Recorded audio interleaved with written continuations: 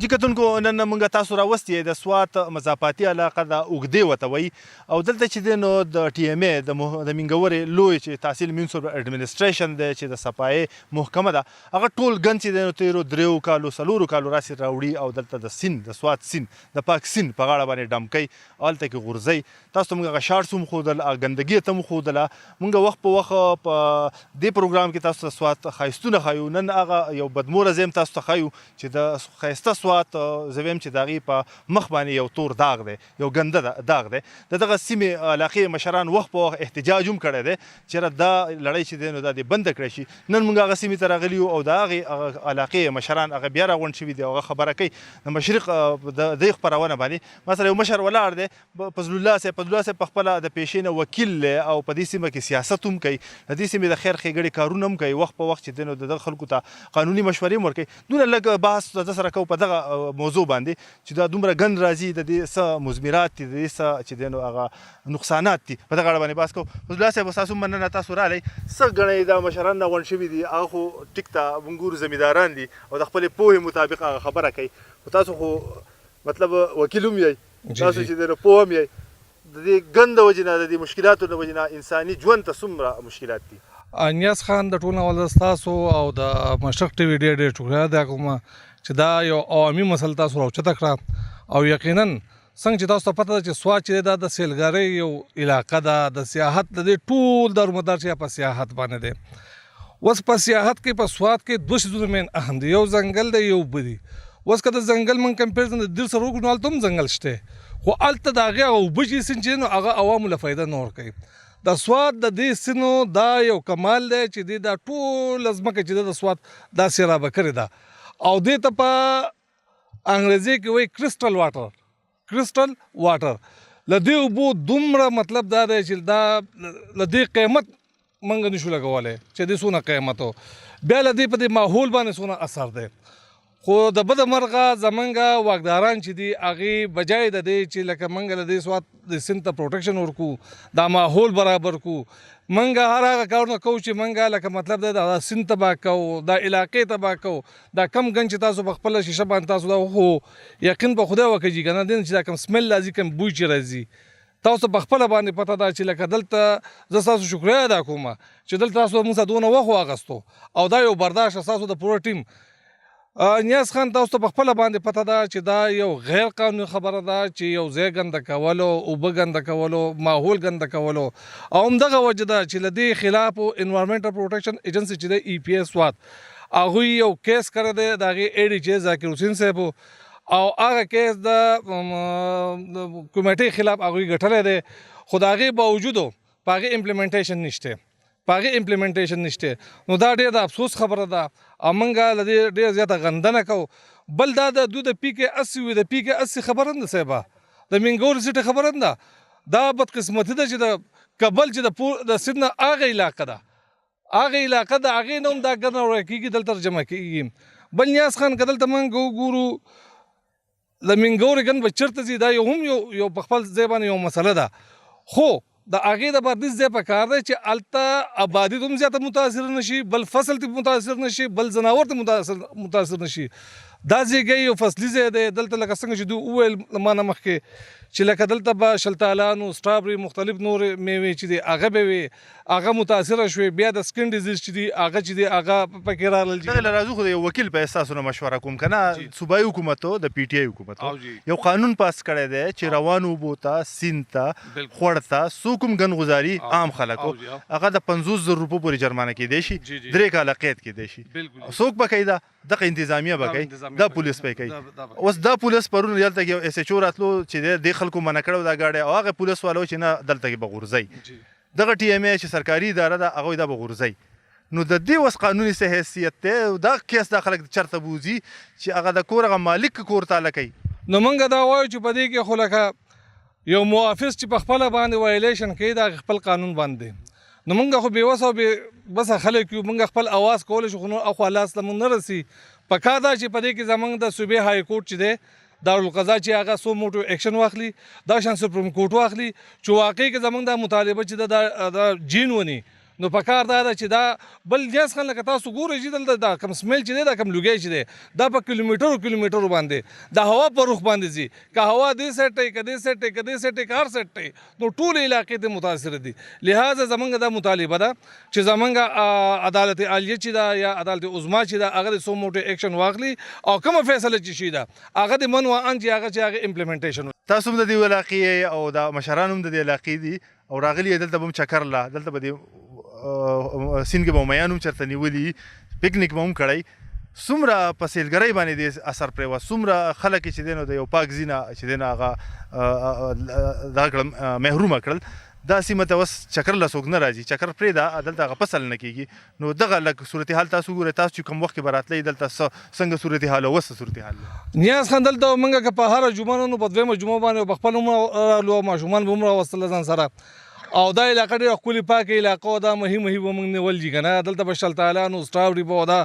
لکه د سیل سپاټۍ یو ښکلی ځای و. اوس دا ځای نه متاثر شوی دي اخوا په کیلومیټرو باندې اخوا هم دې خوا هم دا ټوله علاقه متاثر شوې ده نو لکه دلته اوس ساه اخیستل چې دي د انسان دپاره اکسیجن او ساه اخیستل چې دا خو ټول نه اول ضروري څه دغه دی نو هغه پکې مشکل دي. ځکه زه تاسو اپریشیټ کوم ستاسو ټیم اپریشیټ کوم چې په دومره سخت بین کې کوم چې تاسو محسوسوئ لکه مرداره د مردارې په خوا کې کېناستلو هلته خوراک کولو دا یقینا چې یو انسان دپاره مشکل نه بلکې ناممکن دي. ستاسو ډېر ستاسو مننه. کتونکو موږ سره د خوش قسمتۍ نه یو بل ملګری یوسف خان ولاړ دی. یوسف خان چې دی هم د دې علاقې دی دغه دی کې نږدې کور دی او په خپله چې دی نو پی ایچ ډي سکالر دی او په انوایرمنټل باندې چې دی نو په انوایرمنټ ماحولیات باندې د دوی خصوصي سټډي ده. دله لږه پوښتنه به کوو په ټیکنیکل انداز کې چې د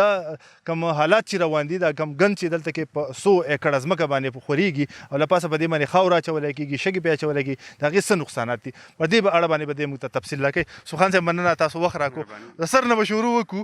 تاسو مخکې هم په دې کې افیکټ کړی کوشش کړی دی هغه وخت کې لږ اوس هغه مسله دومره راله چې ستاسو کورونو ته ګند راغی نو د دې اولنۍ صورتحال راته ووایه بیا به چې دی نقصاناتو باندې بحث کوو. شکریہ نیاز صاحب تاسو را مشرق ټي وي د ټیم او د نور میډیا ملګري هم مخکې بار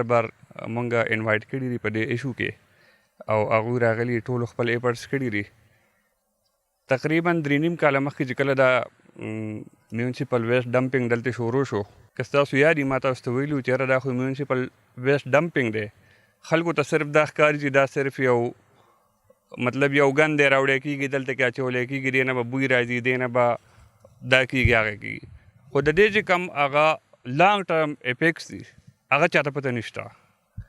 هغه افیکټس دا دي چونکې دا ایریا چې کومه ده دلته کې ګراؤنډ واټر لیول چې دی هغه ډېر زیات بره دی. 3 فوټه ایکسکیویشن چې دلته کله وکړي دلته لاندې اوبه دي. دلته چې کوم سایډ ایریا ده کم چې کورونه دي آبادیانې دي د هغو کویانو کې اوبه په هارډلی په 5-6 فوټ کې راځي. اوس دا اوبه چېرته نه راځي دا د دې ریورسوات نه راځي. دلته که تاسو وګورئ تقریبا 50,000 ټن ویسټ ډمپینګ شوی دی په 13 کاله کې د پورا ډسټرکټ سوات چې هغې کې کابل میونسپلټي شامله ده منګوره میونسپلټي شامله ده ایون د بریکوټ نه هم ګاډي دلته راځي ځکه چې دا ډېر قیمتي شیز دی هغې باندې ډېره خرچه کېږي ډېر قیمتي شیز دی علاقې ته راوړي. اوس د دې چې کم نور افیکټس دي دا خو ما تاسو ته وایي چې ګراؤنډ واټر چې کم دي کم چې موږ سکو روزانه نو هغې کې دا په ډیزالو فارم کې دا شیزونه دا مختلف کیمیکل مختلف شیزونه دا راځي به تاسو کتلی دي که نه د منګورې نه کوم قسم ګندونه راځي په دې کې د هسپتال په دې کې د هسپتالونو مختلف ویسټ دي چې زموږ سره 2 غټ ډسټرکټ هیډ کوارټر هسپتال دي د هغې سره نور چې پرایویټ سیکټر کې کم هاسپټلز دي د هغې هغه ټول ویسټ روزانه تقریبا 15-16 ټنه خو هاسپټل ویسټ راځي چې په هغې کې مختلف وایرس مختلف بیکټیریا مختلف شیزونه دا د هغې لپاره یو بریډینګ ګراؤنډ جوړ شوی دی.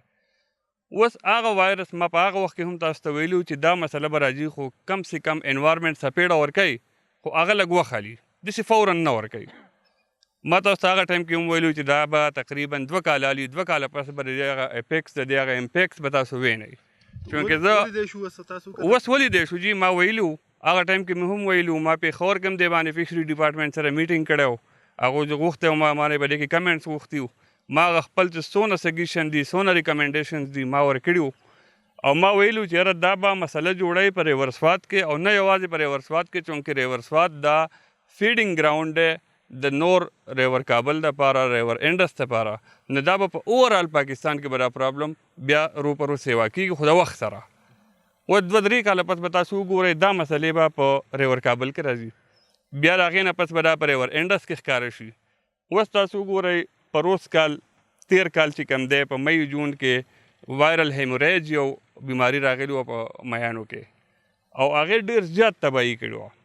څه کال بیا په مئی جون کې چونکې ټمپریچر د اوبو زیات شي او د جرمز او کم چې وایرسز دي بیکټیریاز دي د هغې هغه ډیولپمنټ د هغې هغه نریشمنټ سیوا شي نو هغه خپل اټیک کوي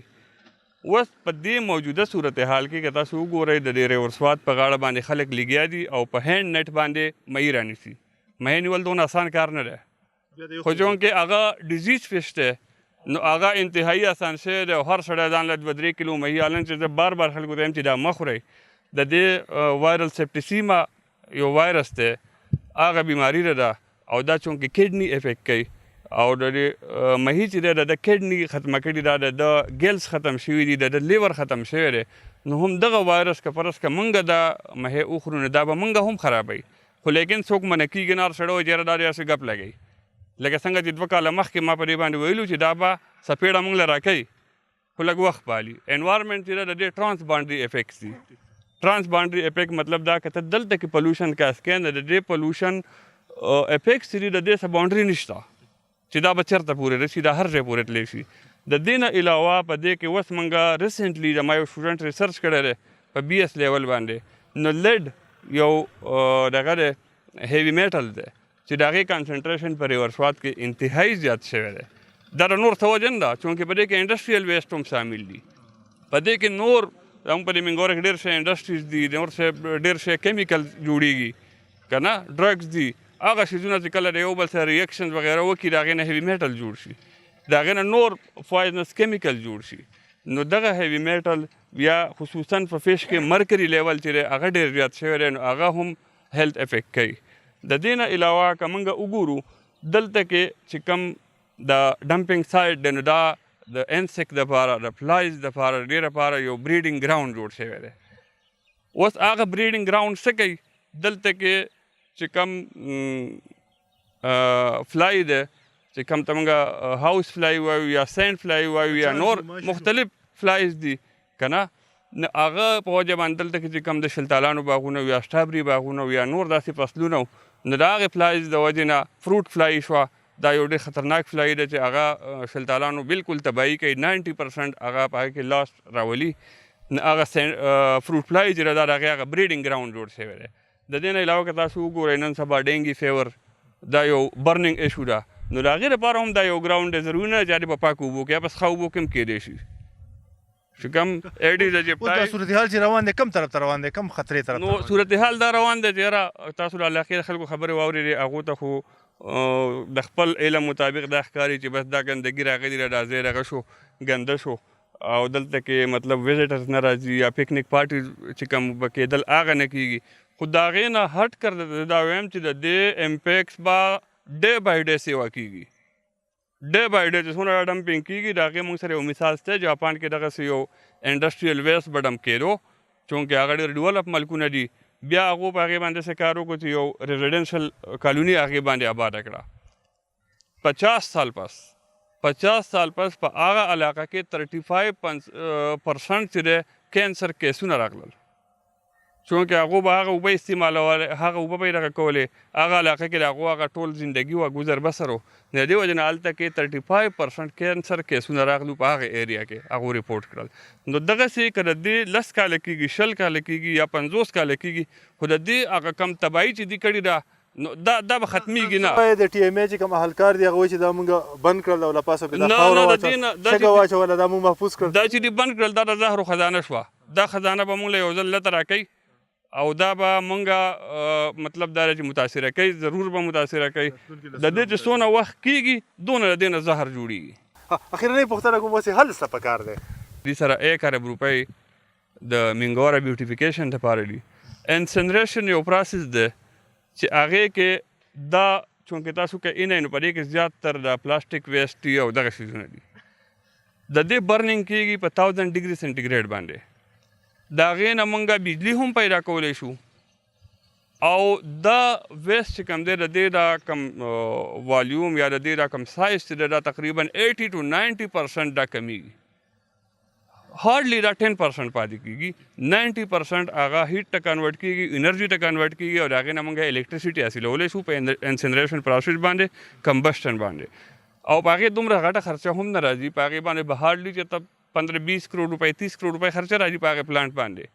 که نه کېدای شي دلته کې. خو چونکې په هغې باندې څوک سوچ نه کوي. 4 کاله وشو موږ د ګورمنټ ته دا چغې ووو چې دې شي څخه غور وکړي. هېڅ څوک څه فکر نه کوي. متعلقه MP-ګان چونکې ټول کوالیفاید نه دي، مطلب هغه خو تاسو ته په خپله پته ده چې یاره زمونږ پولیټیکل لیډرز په کم لیول باندې دي. نو هغو ته د دې شي د ایشو د سراډو څه احساس نشته. مراد سید صاحب دلته کې راغلی او MNA هغه ته موږ ریکویسټ وکړو چونکې هغه خو تاسو وینئ په دې ټاک شوز کې مختلف ډېرې غټې غټې خبرې د انګلینډ او د اوسي بل شي کوي، خو لیکن د دې متعلق ورسره هېڅ فکر نشته. یاره زه خو انګلینډ یادوم خو دې سره به څه کومه، که نه. نو دغسې که تاسو وګورئ نو یاره هېڅ حل ته څوک ځي نه، هغې حل طرف ته څوک نه ځي د سره. د انتظامي ښکار دی. بالکل بد انتظامي ده. تاسو ډېره مننه. قدرمنو کتونکو، د یوسف خان ساینټسټ دی، ایجوکیټډ دی، او کوم ساینټسټ چې دي، کوم چې ایجوکیټډ دي، دنیا هم د هغې ده. هغې ته پته وي چې یاره په دنیا کې څه روان دي. اوس چې دی نو آینده کال کې موسمونه به څنګه هغه موږ ته پته لګي. د موسمیات موږ ته وایي، خو دا د ساینس په وجه باندې. خو د بدقسمتۍ نه زموږ د سوات سیمه شوه یا که د خیبر پښتونخوا یا د پاکستان سیمه شوه، د دغه ساینسي وګړو نه یا دغه خلکو چې علم کړی د هغې نه څه پیدا نه علي. وړاندې ځو او د هغه خلکو نه هم پوښتنه کوو د چا چې دا ذمهواري ده. موږ سره اوسئ.